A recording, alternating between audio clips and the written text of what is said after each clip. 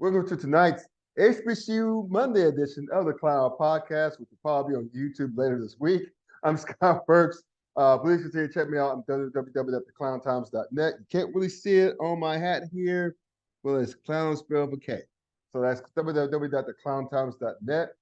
You could check me out on Facebook as well. So whether you're on your smartphone, laptop, desktop, wherever you are, wherever you may be, just type in the Klown Times in the search bar, and you're able to find me there as well. I've been posting quite a few petty posts about the NFL and some dubious actions, some coaches, Josh McDaniels. So anyway, so we won't.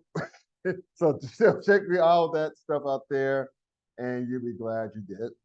And also, speaking of you being glad that you did something, check me out on YouTube. Please do like, comment, share, subscribe to the channel so you can get notifications of shows like this, random rants like I do periodically when I talk about basketball, anything groundbreaking, earth-shattering that happened in the world of sports. So, and even if you disagree, I say this at every show, I'll keep sharing every show. Even if you disagree with what I or my guests have to say, and you probably will disagree with it, especially this being an HBCU show, just comment anyway. We like the back and forth. In any event, whether you disagree or not, when you comment, you'll be glad you did, and I'll be glad you did, as far as subscribers is concerned. And last but not least, check out the merch at CaptainPress.com, search for the Klown Time Sports. That link will be in the description on this video. You can find it there as well. So speaking of HBCU, man is back in the house. You can check him on the yard, HBCU Sports, reps about all things HBCU Sports. So we're a sleazy radio every Tuesday night on Facebook Live and YouTube. And last but not least, check him out on herosports.com, reps about all things FCS athletics as it pertains to HBCUs. Dwayne Ash is back in the house to talk a lot about HBCU sports, what's happening last 2 weeks because we didn't have a show last week. So, Dwayne, how you doing, brother? Man, I am doing wonderful, Scott. As we all know, the college football season is coming to an end. Yes, sir. I'm shedding a third tear for it, but it's postseason time. There's a lot to celebrate in terms of HBCUs advancing to postseason in both the FCS and for Division II. But just the road that we had to go through in order to get here was a very interesting road. And man, I would love to see more seasons like this. Mm-hmm. In terms of how interesting everything went. There were some things that went the way that everything that people anticipated it going, and there were several surprises. Even though the FCS season isn't completely over, this is the last season coming up. The last week coming up this Saturday with a full slate, and then of course we do have the Bayou Classic, Grambling and Southern. That's right. Which has postseason implications potentially, as well as, if memory serves me correctly, we had the Turkey Bowl Classic with Alabama State and I believe UAPB. So we still got some extra ball going on, but based upon what happens this Saturday, those games later on in a month just might have some postseason implications. We'll have to wait and see exactly. So let's talk about it, man. Let's start with our beloved North Carolina A&T Aggies. How about this, man? How about our Aggies this year? Start off with 0-3 record, getting dusted by Central. We'll talk about them in a minute. Got curb stomped back weeks by North Dakota State and Duke. Mm-hmm. And then that's just when we're starting to bury our beloved Aggies. They go off of 7-game wins. Like recently beating Charleston Southern 20-10 last week to go to 7-3 and put the 4-0 in the conference, which sets up a winner-take-all, believe it or not, matchup with Gardner-Webb at Gardner-Webb. Gardner-Webb is also 4-0 in the conference, but sitting 5-5. So talk about basically what are our Aggies' chances of winning out Gardner-Webb to take home the Big South Conference and our last year of the Big South Conference and making the FCS playoffs? And they're wonderful. They're pretty good chances. I have a little concerns about the Aggies based upon what I saw from them this past weekend, playing against not Gardner. I'm sorry, playing against Charleston Southern. Yeah. They started their backup, but that was because Fowler, the normal starting quarterback during the season, was dealing with some injuries, and you could tell when he came. To get a little cute, in my opinion, with a lot of the play calling that they went with. Mm-hmm. But when they started to go back to what they normally do, or which they should have been doing, in my opinion, since week one, which is run the damn ball with Tootin, because we as much as we want to talk about that A&T, that Aggie Eagle Classic, the one thing that they didn't do in that game that I wish they would have done, which was run the damn ball. Right. You got a running back now who has been running for at least 100 yards for what 9 straight games now? Something like that. Yeah. And they only gave him the ball less than 10 times against Central. But if you get that dude the ball at least 12 times, he's giving you a bill. He's giving you 100 yards at least. And I think that if they would have done that against Central, they would have beaten them, but they didn't. I digress from that. All I know is those first 3 games, I was a little afraid that this season would go down the toilet. I really thought they would start the season 0-5. I knew that they would lose to Duke. I knew that they would struggle and lose to North Dakota State. But it was that Central game that had me discouraged. Thankfully, week 4, they turned it around, and they haven't lost since. Now they're facing Gardner-Webb this upcoming Saturday, a team that I don't think anyone necessarily saw as being a contender for the Big South Championship game. Going into the season, everyone thought that A&T's homecoming against Campbell, who came into the year with the number 1 recruiting class, would be the headache. That and the effect of that dual threat QB that they have would be a huge headache for the Aggies. Right. Who knew that A&T would turn that game around and beat them down 2 again, giving the ball to Tootin. Tootin decided he was going to show off because there was a who's who running backs grouping that was there in the stands watching Tootin play, and those running backs would be one Hall of Famer Edgerrin James, my main man, Southeast Jerome, a.k.a. Clinton Portis, and, of course, A&T alum, Tariq Cohen. They were all there, and Tootin said, hey, if y'all going to be here, I'm going to go ahead and introduce you to what RMBU was all about. And Tootin, of course, is just another 1,000-yard back coming from A&T. And, he showed out that game against Campbell. Had another 100-yard game this past week against, like you said, with Charleston Southern. So, Sam Washington, are you listening, Sam, Coach? Uh-oh. Don't be cute this week. This is coming from D Nash the fan now. Don't be cute this week. Give Tootin the ball.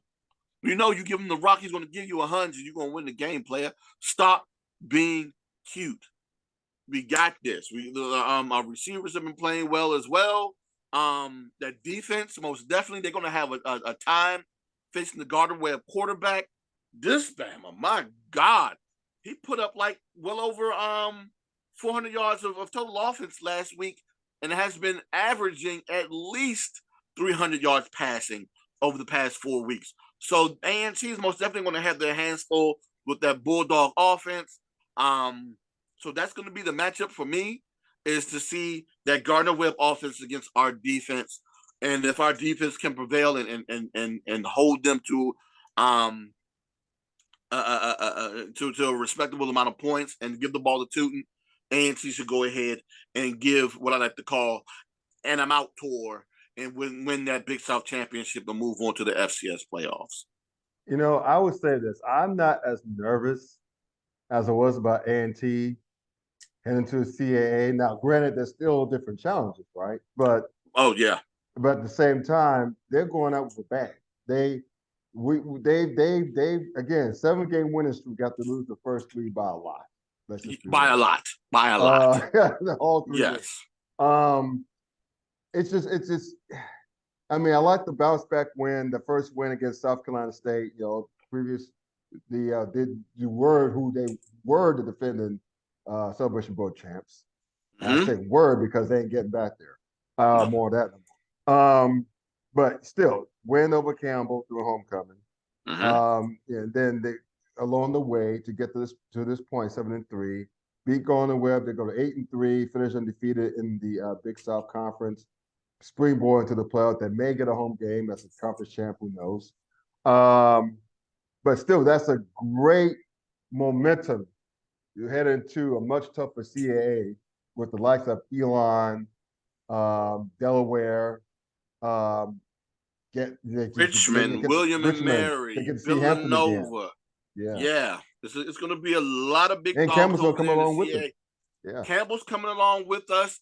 Yeah. Hampton is already there. So there's going to be some tough, some stiff competition going on over there in the CAA. I will say this. Even though I kind of had a moment of silence for Hampton coming into the season, I knew that they would struggle coming into the CAA their first season.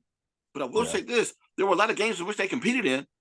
Yeah. And coming into the season, I begrudgingly thought that they would win only one game potentially in the conference.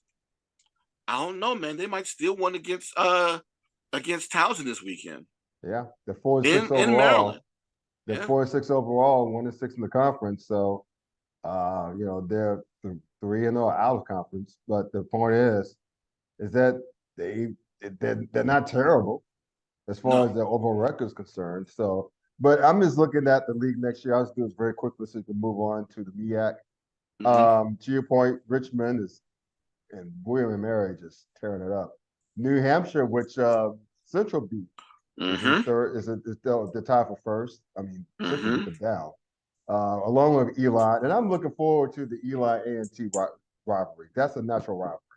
Yeah, just by proximity. Eli being outside of Burlington. Delaware. It's going to be fun. It's going to be fun. Get to hang out with Hampton again. Bring along Campbell for the ride. Get with Elon, William and Mary.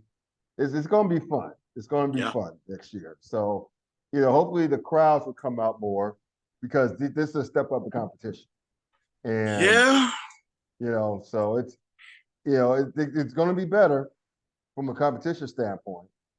Whether that translates to the box office, we'll have to find out. That's the thing that I still have my concerns about.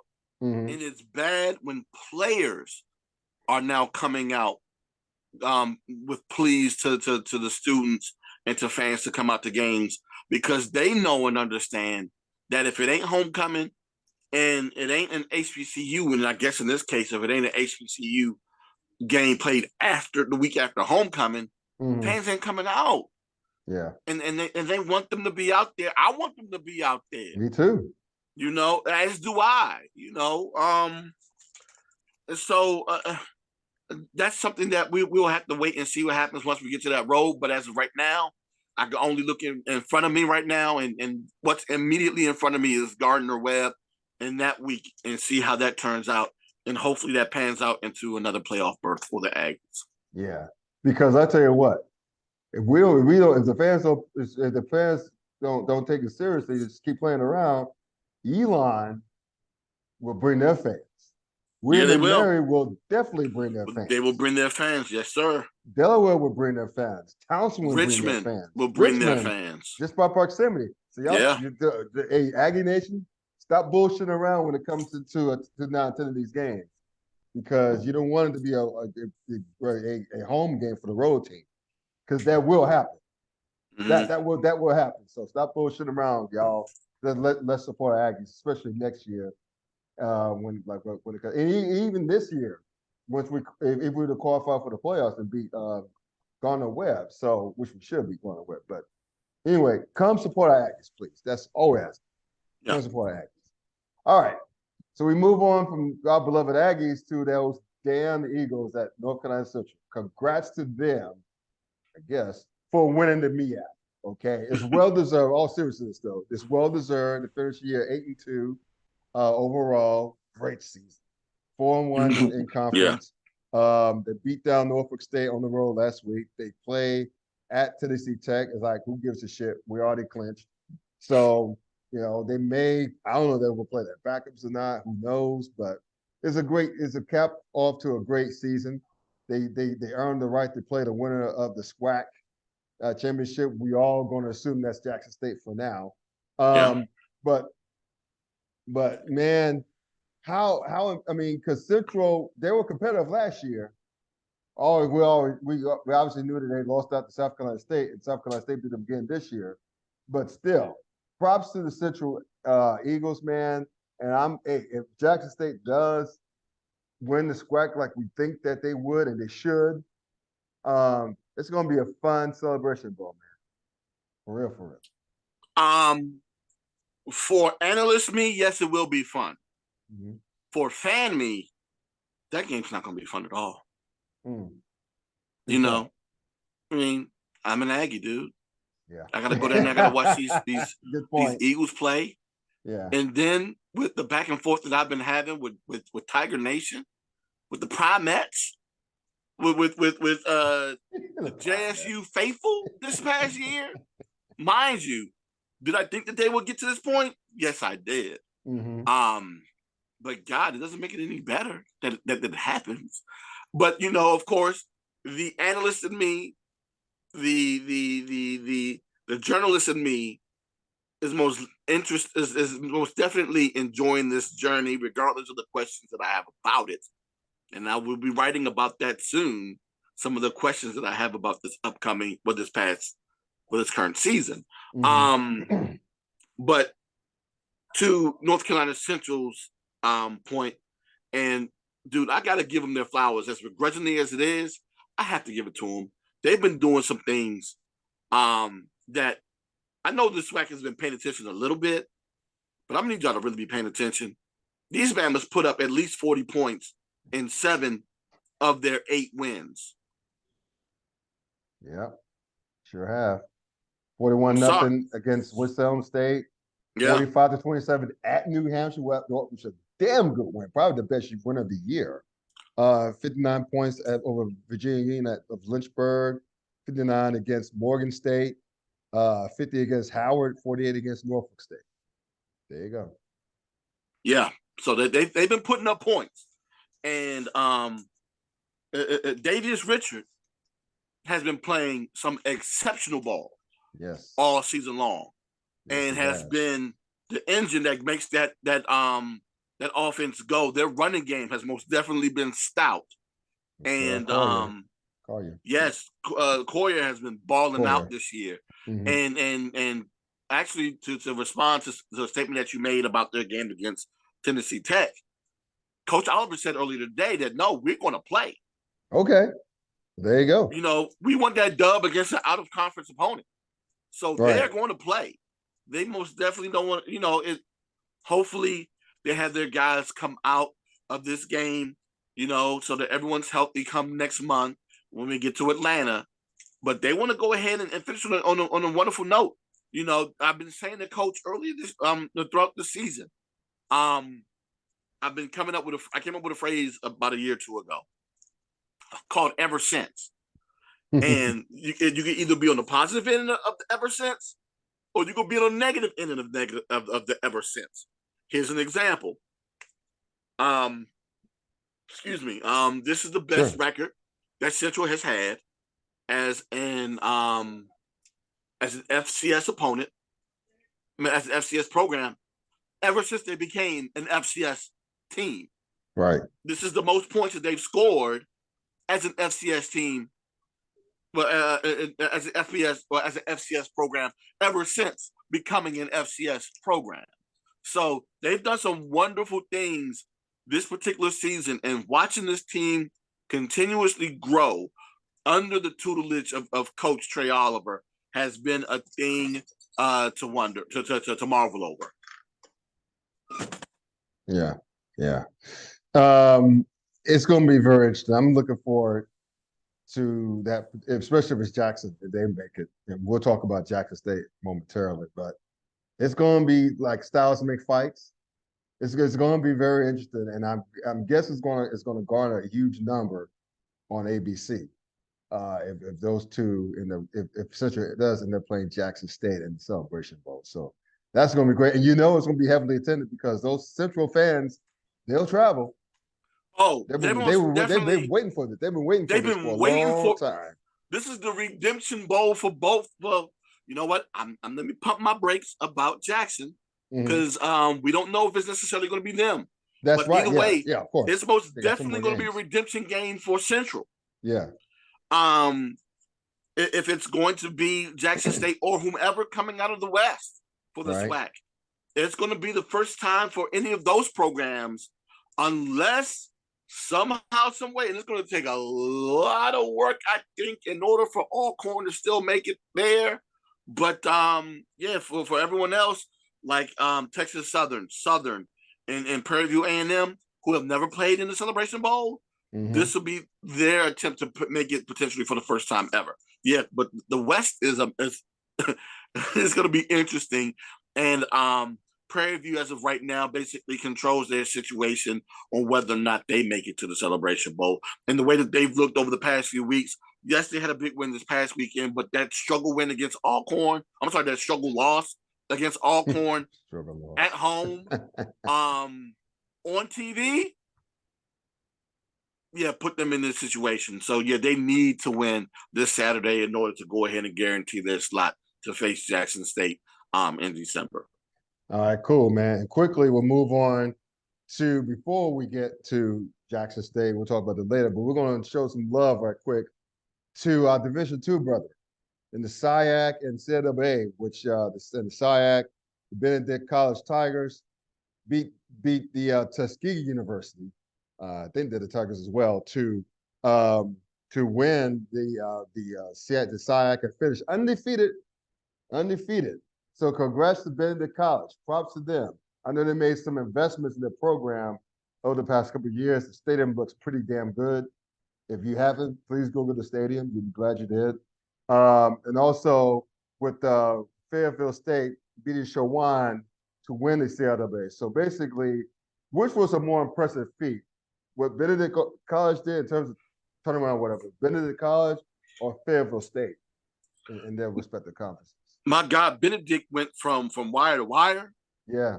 But I was more so impressed with the forever bridesmaid, never to be a bride, finally doing so this past weekend and doing so in such a fashion that they did, being down 7 late in the fourth quarter, only to score 10 unanswered against Shawan, who they've been struggling with all Saturday long this past Saturday to win that title. Congratulations to them. So, this is a team that, had Virginia Union taking care of their business against Shawan, it probably would have been Virginia Union facing the Broncos in the title game. And God knows whether or not they would have made it to the playoff. Yeah. And they did. So basically what you have here, we're still talking about the playoff now, might as well talk about it. It's pretty cool that we have 3 HBCUs qualify for Division II football championships. So basically, then Super Region 2, I think, the Southern Region, which Benedict College, slipping the tongue there. It's the number 1 seed, the top seed in that region, far above Virginia Union. We plays Wingate to open up, and also Fayetteville State. They'll be playing the 2 seed Delta State in the first round as well. So even though the HBCUs, in particular, if Virginia Union gets past Wingate, which they should on paper, they end up beating up with each other in that particular region. The hope will be to have a representative to qualify for the Final Four, if you will, for the Division II playoffs. So congrats to those programs again, for Benedict College for winning the SIAC, Fayetteville State for winning the CIAA, and for Virginia Union for qualifying as an at-large. Yeah, because they had a great season. They lost to Shawan for the only loss of the year, but congrats for Virginia Union for getting in anyway. Well, not just that. I don't think you paid too much attention to this, Scott, but that means with Benedict, North Carolina Central, and if A&T can win on Saturday, you will have 3 teams, 3 HBCUs from the Carolinas ending the season as conference champions. Nice. Yeah. That'd be great. And we can't forget about this either. I came into the season talking about how competitive the MEAC would be. Yeah, I picked South Carolina State to win the conference. Yes, I was wrong about that, but I still said that conference could be extremely competitive, and I kept saying it throughout the entire year that this thing could be a hot box, Right. and it was. Yeah. Yes, we could actually have co-champions at the end of the season come Saturday. Can you guess who that other team would be? No cheating. I'm not looking. I looked at it earlier. Can't be. I mean, Howard. It is Howard. The Bison have an opportunity to be co-champions, or at least to have a share of the MEAC championship for the first time since 1993. And God knows, Jay Walker will remind you that he was the one that won that title in 1993. Yeah. So for them, for Coach Scott, for the turn another guy to come in to the program the way it was before he got there, thanks to Ron Prince. Thank you again, Bama, for doing what you did to the Bison, and to come in and turn that program around as well. With them on the verge of winning at least a share of the conference championship is a wonderful thing for them. But I will say this, again, that hot box situation, because if they lose to Morgan State, who, again, a lot of people kind of cast off, as I kind of did too. I didn't know how well they would look, especially with a brand new head coach being hired extremely late. They have an opportunity to be one of the Howard would have 3 wins. Central will have 3 wins. If Morgan wins over Howard this weekend, they'll have 3 wins. And I believe the winner of the the winner, I believe if South Carolina State wins, they'll have 3 wins. So they can have 3 teams in this, 4 teams in this 16 conference that have 3 conference wins, at least 3 conference wins. Interesting. Yeah. That is very yeah. Oh boy. Well, anyway, before we get into that, now I would place a bet. It'd be fun to place a bet on the probability that would happen and the likelihood that would happen. And you probably could do so kinda on BetUs.com. So listen up, sports bettors. Your favorite sports book, BetUs.com, is back for our 20th year of NFL action.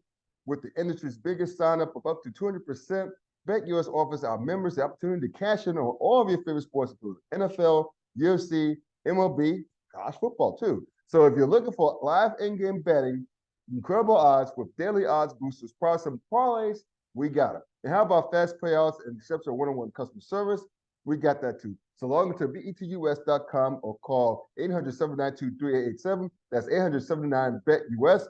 So, and also use the promo code TKT for the Klown Times as well to get the hookup. So betus.com, where the game begins. Right before we talk about the swag in the show on the SWAC, all things SWAC oriented, and this one can lead into it. I'm looking at the coaches poll, the FCS coaches poll. In addition to Jackson State, they're 10-0, they're ranked 6th, they're 5th rather in the top 5. I know Jackson State gonna be mad at me. It's 5th, damn it. Man, it's 6th. They're also joined by FAMU, Florida A&M at 24, and Central making their first appearance. Both of them make their first appearances in the poll at 24 and 25 respectively. So I thought what took them cool. so long? Yeah, they've been great they've been good the whole season, but they finally got in off of the likes of Austin Peay, Idaho, UT Martin and company. But A&T got some of the others receiving both categories, so that's pretty dope too. So I just want to just point that out and give him. And that's another team that A&T will be playing in CIAA. Davidson. So Davidson, Davidson is Davidson's not in the CAA. Oh, they're not? I thought they were for some reason. They were at one point. Wait a minute. Might have to check that. Check the stats. I don't think that they're in the CAA, but I will say this.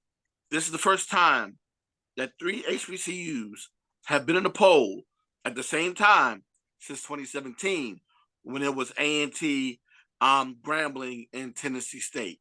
So that's dope. Either way, it's dope.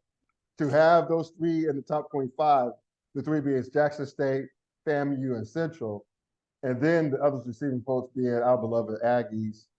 That rounds out the 4. So either way, it's dope. So I just want to throw that out. So speaking of SWAC, we'll close the show out on this, man. Real quick, Davidson is in the Pioneer League.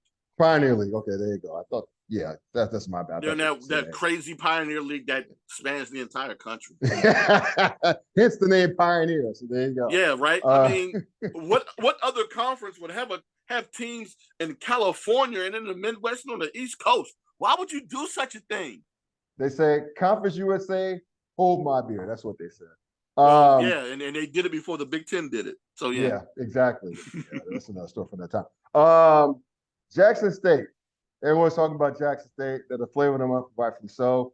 They beat Alabama A&M and at Mobile rather. Why did they have the game in Mobile? Was it just? It's the God, what classic was that? Okay, it's a classic. I forget the name of it. I want to say, oh God, I forget the name of that classic. But yeah, it was a classic game that was played in Mobile. Okay, so anyway, they're 10-0. They head into their final game against Alcorn, which is a rivalry game next weekend. And I think I don't have the conference standings in front of me, but who is that? Jackson State, but I think Jackson State. They no. Yeah. So they're basically they clinched the division. Yeah, because they beat FAMU already. FAMU has one loss in the East Division, but they're going to be one of the representatives in the SWAC championship. They're probably going to take on either Prairie View or possibly Southern again, depending on how things shape out. But anyway, point being is that Jackson State is in the conference championship once again. But to me, the news is what and I want you to take the floor on this. We didn't have a show last week, obviously, so we missed a week. So everything is kind of like not piling up, but anyway, we just playing a little catch up.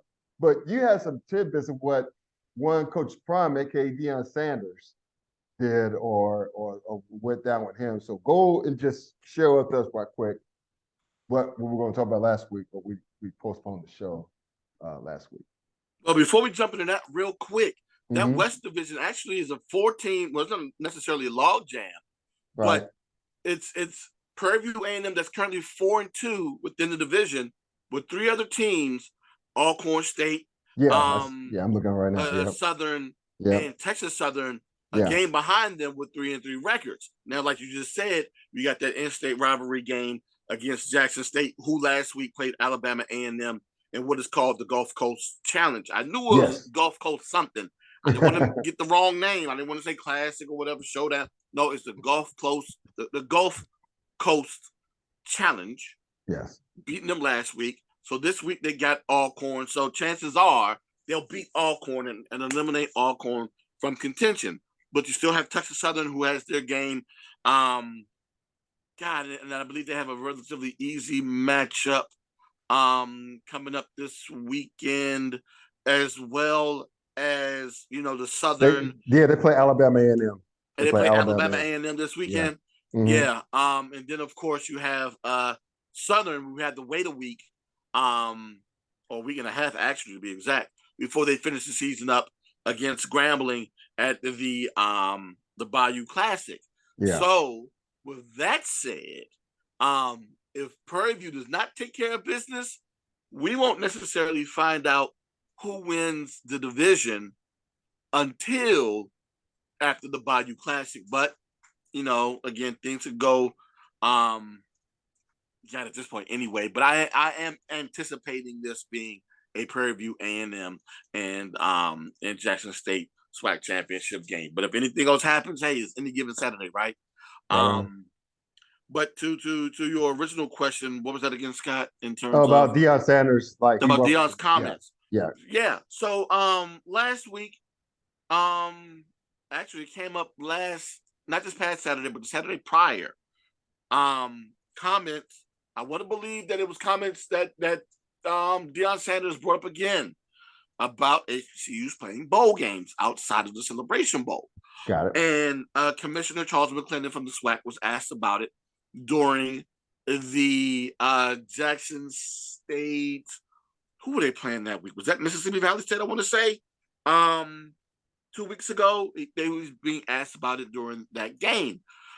He gave us insight, basically saying that they can't compete in FBS games. But my thought was that's not what Dion was asking for this time. Because, of course, if you go back to 2020, that was something he talked about back then. But I digress. What it seems as though that Coach Sanders was talking about, and he talked about it during the SWAC weekly press conference, not today, but last week, where he discussed that there should be a potentially a second all HBCU bowl game. Why? Because bowl games generate revenue. And how great would it be for another revenue generating stream for HBCU football to bring into their respective conferences? So, of course, he talks about how great it would be, talks about, of course, how he could probably talk to his buddies, potentially his buddies over at Pepsi, to be a sponsor for the game. Now, if you ask D Nash, how do I feel about that?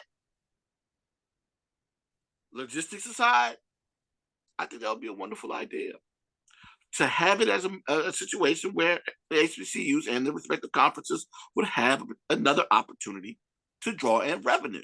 Now, would you include the likes of the Tennessee States and the A&Ts and the Hamptons?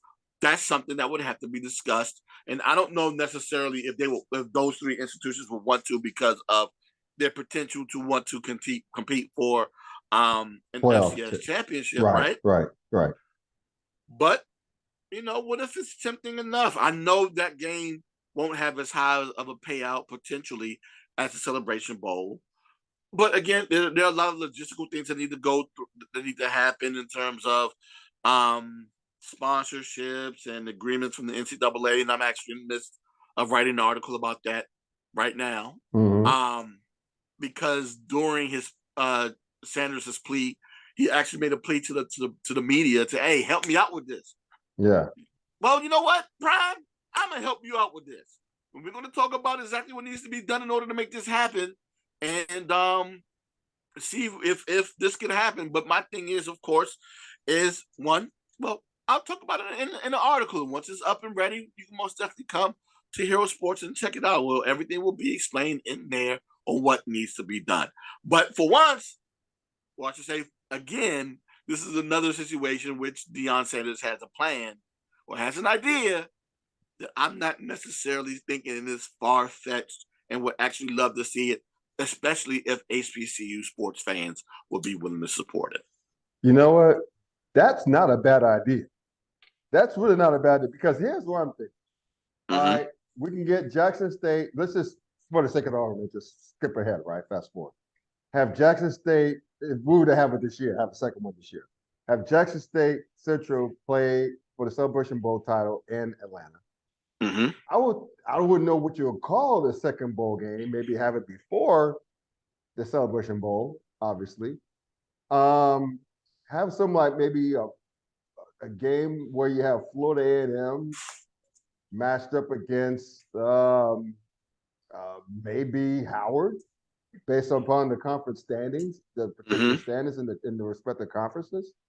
That wouldn't be a bad idea. And have that game out in Charlotte or New Orleans, right? So if you have that a week before the Celebration Bowl in Atlanta, those are two, Charlotte and New Orleans, especially New Orleans, those are two hot spots for African-American fan bases. Yeah. So hey, I mean, Charlotte, I call Charlotte Atlanta Junior, but Charlotte not being that far from Atlanta, maybe a 3.5-hour drive at that. Why not? Why not? I mean, FAMU fans will travel. They've proven that over and over again. And I don't think Howard would mind traveling down to Charlotte or maybe New Orleans. They're bougie enough. Might as well. So how fans base will hate me for that, but it is what it is. I said what I said. Scott said that, not me. So I just said, so you know, hey, to pull a Nene, I said what I said. Now, moving on. But I will say this, right? Uh-huh. So Coach Sanders' idea is to have it around New Year's Eve or maybe even the day before. So after the Celebration Bowl. Yeah, Because my thing is, if you have it before, you Mhm. might end up interrupting, you might end up interrupting a team like a Florida A&M who has aspirations of being in the playoffs. You might interrupt their Oh, playoff he's talking about hopes. after. Okay, I got it. He's thinking Yeah, after they compete in the playoffs. Okay, I got you. yeah, Okay. but see, that's another thing too, right? Because would a team want to play an additional game after participating in the playoffs? Yeah. See, How would you work that? That's something that would logistically yeah. have to be worked out and agreed upon by the various municipalities that are involved in this Now, would they situation. make money in the playoffs? Now, I think you told me, or you or Mo Carter 2 weeks ago told me, educated me on the travel and the logistics for playoff. If you go on the FCS Mhm. playoffs, don't they tend to lose money because They they have to do. pay? Yeah, Yeah, that's what I you have to thought. pay. Of course, you got to go ahead and open up your facilities and have it open, but you also got to pay expenses to participate in the playoffs. Mhm. But then also, most teams, actually not most, but teams got to make bids in order to host a playoff game. Right. So that's another thing that you got to deal with too, as it pertains to participating in the playoffs. But again, with the likes of A&T, Tennessee State, and Hampton that already participate in conferences that are already looking to play for those types to pay for a championship. That's something that they would really have to think about. And then, of course, you have a situation where MEAC and SWAC will potentially come in as at-large bids for the playoffs too, and how that would work in terms of having another bowl game, who will participate, and where and why. I mean, hey, how about just moving the Celebration Bowl to New Year's Eve? Ooh, that'll be interesting, right? The reason why I say that I mean, is depending on if because the Peach Bowl is being used as a college football playoff on the FBS level, uh-huh. if they use as a college football playoff semifinal, that could Yeah. be sticky. But outside of that, I don't see why they could. I mean, and maybe even outside of that, maybe because they're part of the New Year's Six Bowl, right? Uh-huh. So shoot, maybe the day before. No, not well. Maybe the day before. Maybe no more than a week before that. I mean, it's Mm-hmm. going to be during the height of the college bowl season. So Yeah. I figure, why the hell not? Why? Okay, here's why I think. Why not have the second HBCU game be played the same weekend that would be where the Celebration Bowl would take place?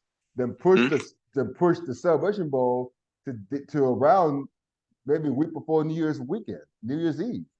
Again, depending on when the Peach Bowl hosts, if they host a college football playoff semifinal, or whenever Yeah.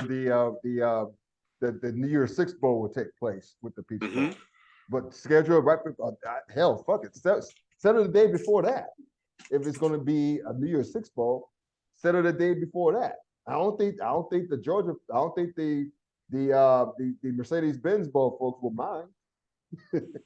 They wouldn't mind for the caretaking of the field, but it's not like it hasn't been done before, where they Mm-hmm. haven't played the Celebration Bowl that Saturday and a Falcons game that Sunday. They've Right. done that multiple times Yeah. since the inception of the game. But it's something that most definitely has to be discussed on how that would necessarily be played out. Mm-hmm. Yeah. So why not? I'm all for it. That's a great idea. That's a great idea because that would mean more money and more money and more money for the SWAC and the MEAC. Well, yeah, most definitely. So why not? I agree. I have seen nothing wrong with that. My thing is again, push this second HBCU game, whatever it's going to be called. And I'll set that up with Fox Sports, to be honest with you. Just let them bid, let Fox and ESPN bid for it.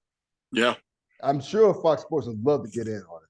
So have Fox Sports or whoever broadcast that game, or NBC if they wanted to. CBS. Oh, you know what? You know what, Scott? You know what? Mm-hmm. Paging Byron Allen. Paging Byron Allen. I see where you're going. I think Yeah. they will. I think the powers that be wanted on national television. No disrespect to Byron Allen. I think they were wanted on national television. That's just me. Understandable. Understandable. I think because I think they feel that they'll reach a much bigger crowd, a bigger audience if it was on Fox, if it was on NBC or CBS. I think they Gotcha. think they'll have a much bigger reach audience wise. They most definitely would. They most definitely would. Yeah. You know, I was trying to be Hotep over here. I was trying to be Hotep and then go ahead and try to give my man Byron a little love over here. Because you know, now, but I would say, I'm sorry, I didn't mean to cut you off, brother, but I will say they could have a simulcast, right?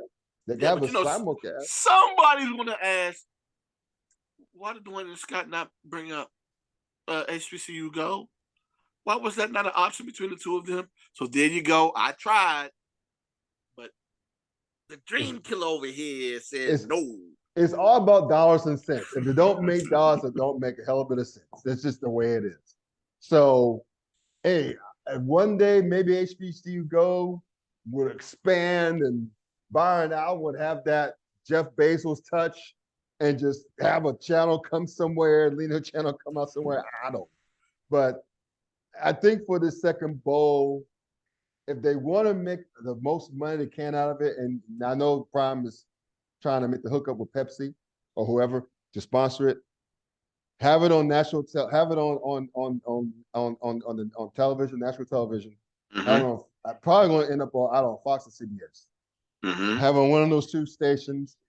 Have it during the week the Saturday that the Celebration Bowl would normally take place in mid-December. And then move the Celebration Bowl to around New Year's weekend to get the most eyes. So that would be two money makers. You talk about, I mean, because at that point, man, if you look at the college football bowl schedule, they're going to be hurting for good matchups until New Year's weekend, New Year's week. So why not have the Celebration Bowl there? Yeah. Why not? Instead of having it doing the Bahamas Bowl and the Toilet Bowl and the Geritol Bowl. And that was my concern ever since the inception of the Celebration Bowl. Yeah. Those first 3 years, it was done without any competition whatsoever. And then there started to become bowl games being played on that exact same day. Right. And then there was a game played the day before. So the whole moniker of being the first game of the bowl season, even though they still use it, it's not necessarily true. But when you have that perception out there, that's what happens out there. You know, people still come in with that belief. But you still have that. It is still doing well in terms of viewership numbers. So if they can continue to do that, regardless of when the game is played, and attendance isn't hurt, I wouldn't mind that game being moved up either. Right. And I agree there. So there you go. So leave it to the both of us to try to make some sense out of this, but we both agree with Coach Prime's suggestion. It'd be interesting to see if this takes place. I'm thinking it will. I'm thinking we can speak it to existence. I think Coach Prime's going to speak it to existence. So it's going to be fun. It's going forward, but I think it's a potential moneymaker for our beloved HBCU conferences. So we'll see. But anyway, Dwayne, as always, tell the folks where they can find you on Twitter and other means of social media. On social media, that is Instagram, even though I haven't been active on Instagram, but get ready because your boy's going to start being active on Instagram in the next few weeks, especially with a little CIAA basketball coming up that I'm going to be checking out soon. And then, of course, my trip to Atlanta for the Celebration Bowl. So I'll be back there with that. Also, you can always check me out with my tweets, and I'm on Facebook as well. Everything is The Yard HBCU. So you can most definitely find me there. Website, we're still in the process of trying to get that thing, get some new content up there. But if you want to get some fresh content from me on a weekly basis, especially as it pertains to FCS HBCU football. You can check me out at herosports.com. Right, and those links will be in the description on this video once it gets uploaded to YouTube. So please check this brother out there as well. You'll be glad you did. Great information there. I learn stuff every time I check it out. Y'all will too. So please check this brother out and support him. He's a great follower on Facebook, on Twitter as well. So check him out there. Okay, and also please continue to subscribe to your boy's channel. Again, you probably disagree with a lot of shit we said, but hey, either way, if you subscribe and interact with me, Dwayne, whoever my co-host is for the evening, you'll be glad you did, and I'll be glad you did, and my guests will be glad that you did. Okay. Yes. And please also check out my website, www.clowntimes.net. Also get the merch at campuspress.com. Search for the Clown Time Sports. All those links will be in the description under this video once it gets uploaded to YouTube, even in segments.